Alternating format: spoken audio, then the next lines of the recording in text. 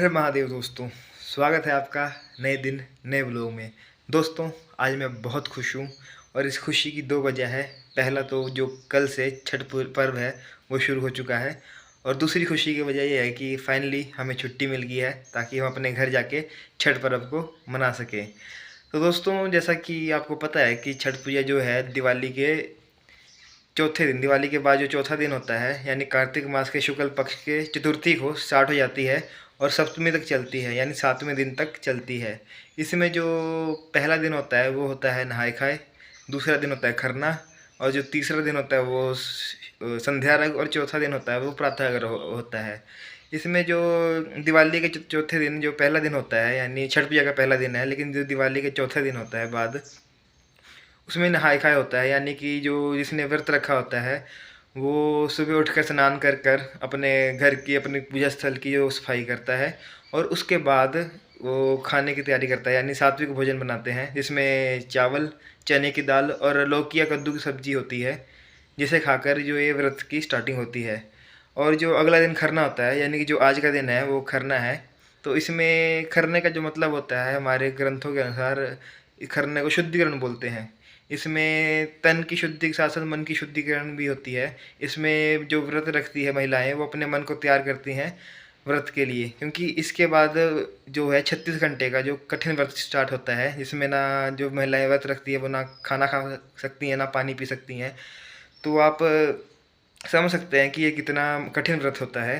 तो खरने के दिन जो होता है कि वो चूल्हे की और लकड़ी पे भोजन बनाया जाता है। इसमें गेहूं की रोटी और खीर, चावल और गुड़ की जो खीर बनाई जाती है, जिसे खाने के बाद जो व्रत शुरू हो जाता है।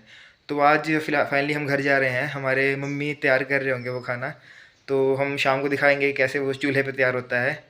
तो दोस्तों बने रहिएगा ब्लॉग में, हम आगे और भी छठ पूजा के बारे में आपको बताएंगे और भी बातें आपसे शेयर करेंगे। तो इसी खुशी के साथ हम चलते हैं अपने घर की ओर, बने रहिएगा ब्लॉग में। फाइनली दोस्तों हम निकल चुके हैं अपने घर के लिए। इस टाइम अपने रूम के बाहर खड़ा हूँ और घर जाने के लिए रेडी हैं हम। प्रॉपर गियर डालनी है हमने, अब प्रॉपर अब आराम से जाएंगे घर। तो दोस्तों कल जैसे कि नहाए खाए था तो घर में अच्छे अच्छे पकवान बने हुए थे। तो घर से जब मम्मी का फ़ोन आया तो वही बोल रहे थे मम्मी भी कि सब लोग इस टाइम घर पे हैं, तो बस तू ही नहीं है, तेरी कमी महसूस हो रही है। तो ये सुन के थोड़ा मन भी भारी हो गया था, मूड भी ख़राब हो गया था, लेकिन चलो कोई बात नहीं। जब आप दूसरे शहर में जॉब करते हो और ख़ासकर प्राइवेट जॉब में हो तो छुट्टियां कम ही मिलती हैं, क्योंकि दिवाली के समय जो है कि सभी लोग अपने अपने घर चल जाते हैं, तो छुट्टियां का जो स्कोप है बिल्कुल कम हो जाता है। लेकिन फाइनली हमें आज छुट्टी मिल गई है, खुश हूँ कि हमें छुट्टी मिल गई है और अब हम घर जा रहे हैं। घर पे अभी बताया भी नहीं कि मैं घर आ रहा हूँ, उनके लिए सरप्राइज़ है। और उनको लग रहा था कि मैं शाम को पहुँचूँगा, लेकिन हम इस टाइम में सुबह 10 बजे रहे हैं और अभी हम निकल पड़े हैं। और घर पे जाके काम भी बहुत होंगे, क्योंकि मम्मी का तो व्रत होगा 36 घंटे का, जिसमें ना पानी पी सकते हैं ना खाना खा सकते हैं। तो फिलहाल हम ही हैं जिन्होंने घर का सारा काम करना है। तो बस चल रहे हैं अब हम घर की ओर, बने रहिएगा ब्लॉग में। दोस्तों फाइनली हम पहुंच गए नवा शहर, और यहाँ से जो हमारा घर जलंधर है वो रह जाता है 60 किलोमीटर के आसपास। तो पिछले लगातार 90 किलोमीटर से हम बाइक चला रहे थे, तो सोचा क्यों ना हम थोड़ा रेस्ट कर लें और बाइक को भी थोड़ी रेस्ट दे दें, नहीं तो बाइक के इंजन गर्म हो गया तो सीज़ होने का खतरा रहता है। तो इस टाइम जैसे जैसे मैं घर के नज़दीक पहुंच रहा हूं वैसे वैसे जो मेरा एक्साइटमेंट है वो बढ़ती जा रही है, जो खुशी है वो बढ़ती जा रही है।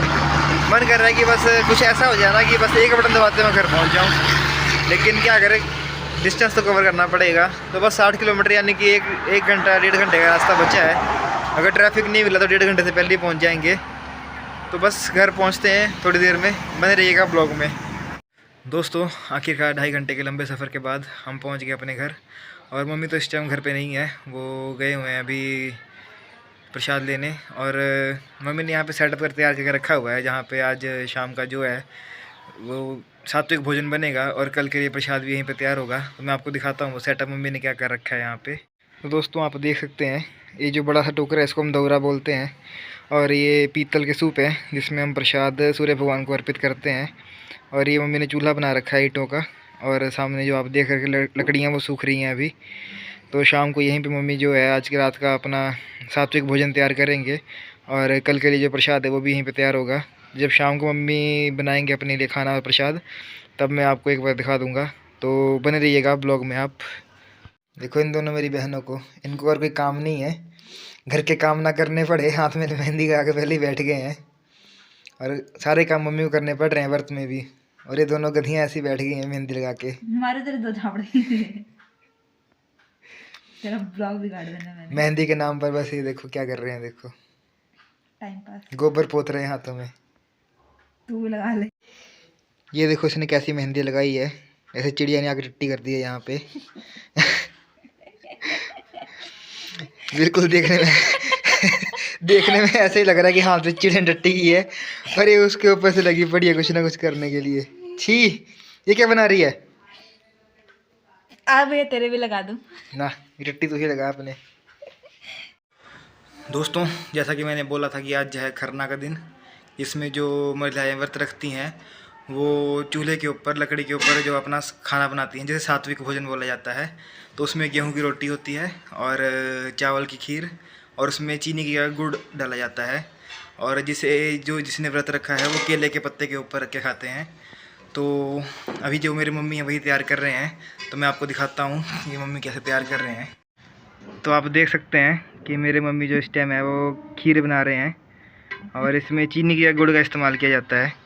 और जो चूल्हे के ऊपर लकड़ी के साथ बना रहे हैं ये, और इसके बाद गेहूं की रोटी बनाई जाएगी, और इसके बाद मम्मी इसे केले के पत्ते के ऊपर रख के खाएंगे।